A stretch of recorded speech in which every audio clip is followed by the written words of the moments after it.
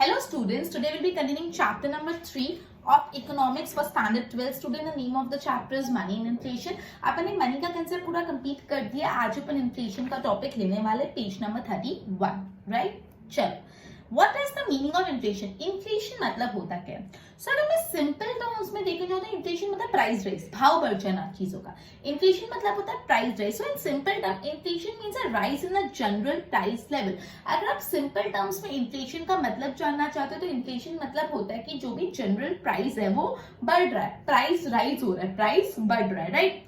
Generally, people consider inflation to be rise in price of goods and services, but economics give a clear meaning of inflation. अगर normal times में अगर हम general public से पूछे inflation मतलब क्या, तो वो बोलेगा जो भी goods और services उसका भाव बढ़ रहा है, प्राइस बढ़ रही है, बहुत महंगाई आ रही है, तो उसको हम इन्फ्लेशन बोलते हैं. बट इकोनॉमिक्स में उसकी डेफिनेशन पढ़ते हैं, ठीक है?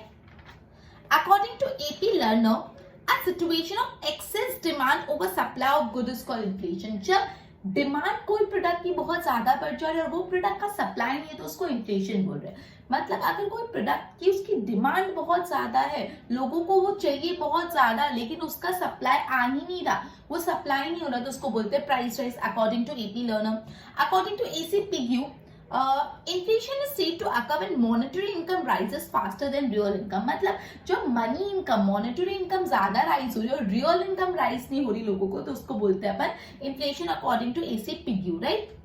Okay, the constant and steady increase in price leads to decrease in purchasing power of money. मतलब अगर कोई पर्टिकुलर प्रोडक्ट की प्राइसेस बढ़ती जा रही तो लोग उसको कम खरीदेंगे, तो उनका परचेसिंग पावर कम हो जाएगा.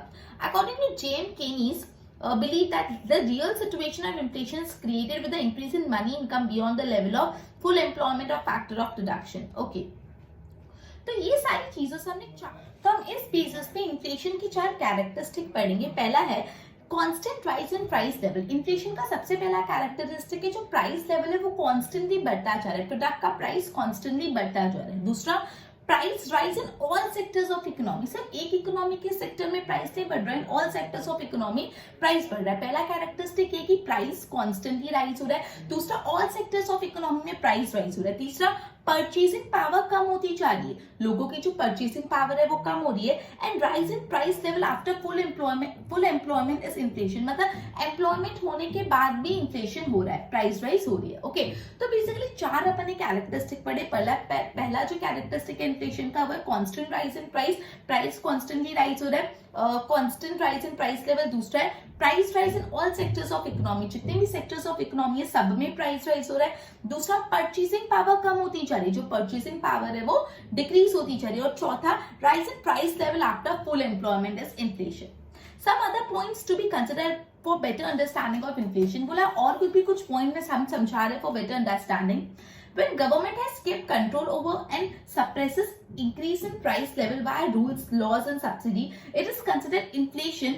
Even if there is no price rise, it is called suppressed inflation. मतलब बोला है पहले, suppressed inflation किसको बोलते हैं? When government has kept control over and suppresses increase in price rise via rules. मतलब government rules बना के, laws बना के, subsidy बना के price rise को. ओके, सो सबसे पहले अपन ने पढ़ा सप्रेस इन्फ्लेशन. सप्रेस इन्फ्लेशन में ये पढ़ा when government has kept control over and suppresses increase in price level. मतलब गवर्नमेंट बेसिकली प्राइस लेवल को कम करने की कोशिश करता है वाया रूल्स, रेगुलेशन, सब्सिडीज, उसको हम लोग बोलते हैं. एंड तब इन्फ्लेशन होता है even there is no price rise, तो उसको हम लोग बोलते हैं suppress inflation.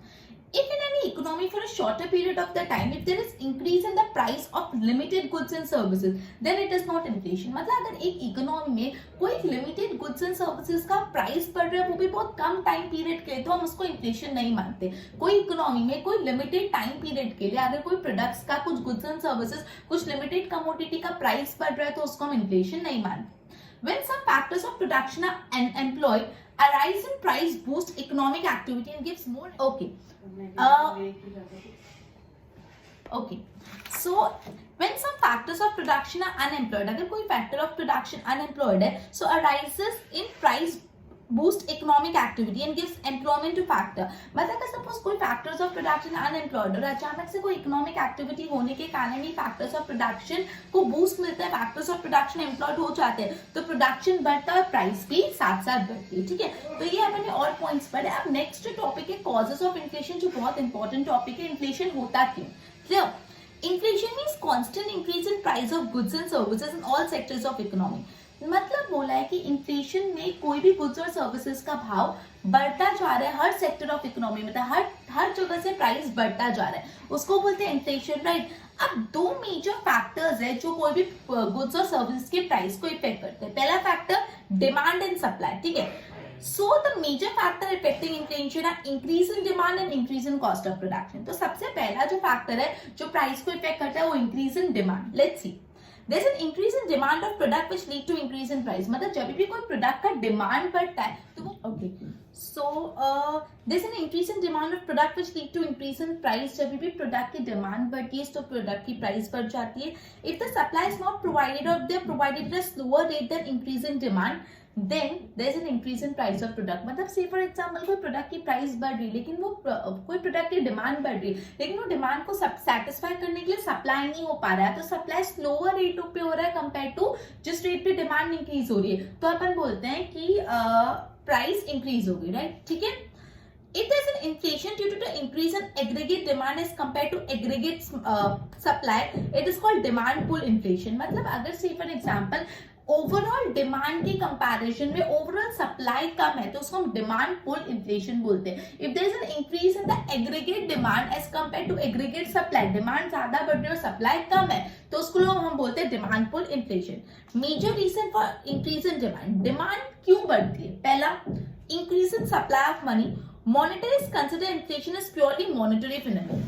According to them, if there is an increase in money in a state, the individual earn more income because of which demand of the necessity increase। बोला है क्या, अगर डिमांड ऑफ द प्रोडक्ट बढ़ती है, अगर economy में पैसों का सप्लाई बढ़ता है तो लोगों के पास ज्यादा पैसा आता है, और अगर लोगों के पास ज्यादा पैसा आता है तो लोग ज्यादा डिमांड करते हैं। तो जो पहला रीजन है डिमांड बढ़ने का वो ये है कि price supply of money increase हो रहा है इकोनॉमी में, okay. Against the increase in demand, the supply remains steady, leading to the rise in price।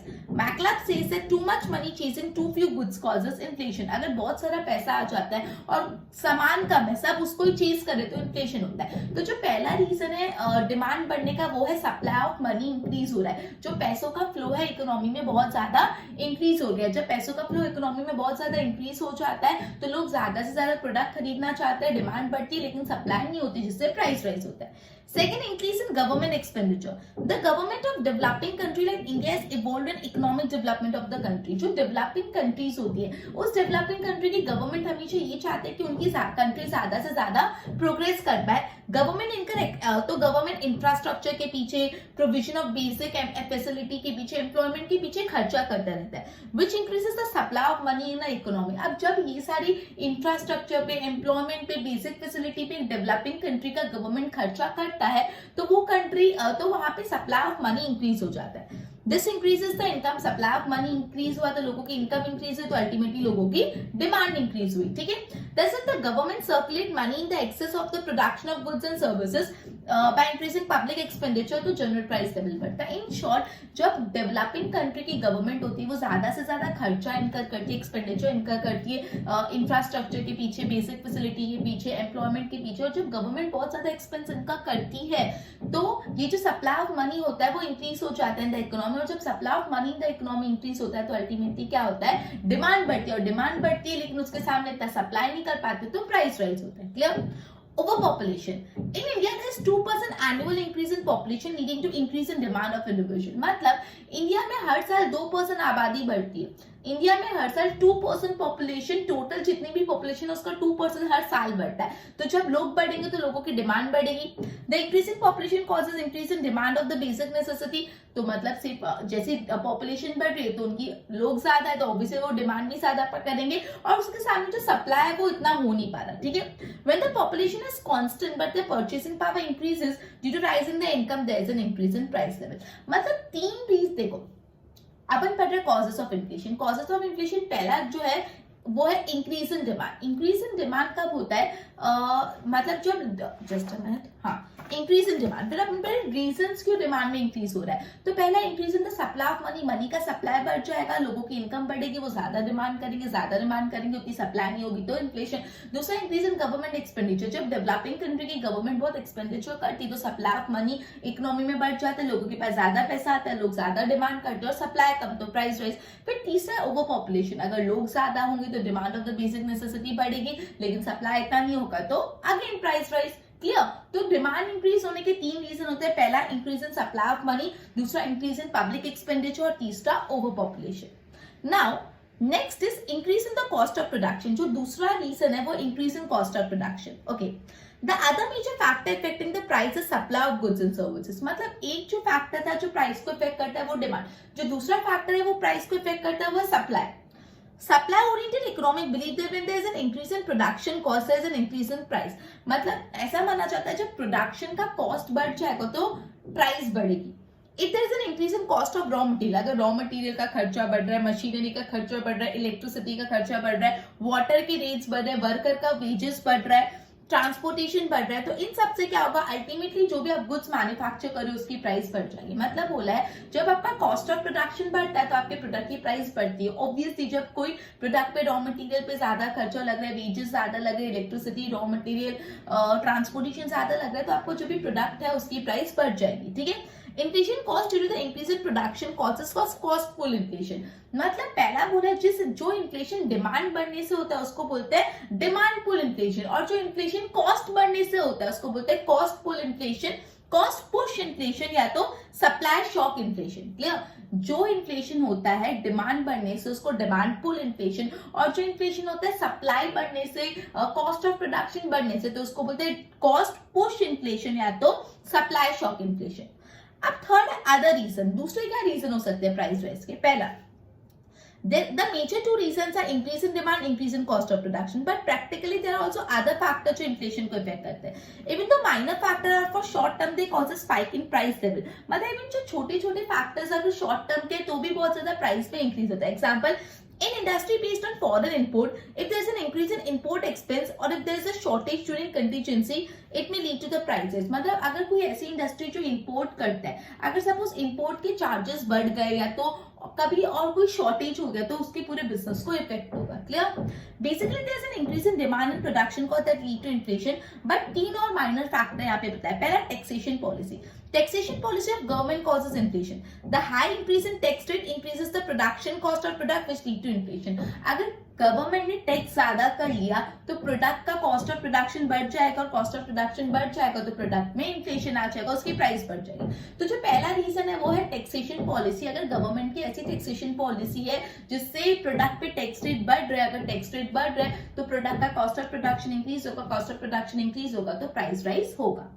दूसरा, increase in price of import. In India 70% of petroleum product है supplied by import, मतलब India में जितना भी petrol का product है 70% को हम इंपोर्ट करते हैं। If there is an increase in price of crude oil in international market, अगर इंटरनेशनल मार्केट में पेट्रोल का भाव, क्रूड ऑयल का भाव बढ़ जाएगा तो obviously increase in the rates of petrol और डीजल का भाव बढ़ जाएगा, जिससे अल्टीमेटली पेट्रोल डीजल का प्राइस राइज हो जाएगा। तो क्या बोला, increase in the price of import, तो बोला है कि इंडिया में क्रूड ऑयल 70% इंपोर्ट होता है। अगर इंटरनेशनल मार्केट में क्रूड ऑयल का प्राइस बढ़ जा रहा है तो क्या होगा, अपने आप भी वो चीज महंगी हो जाएगी।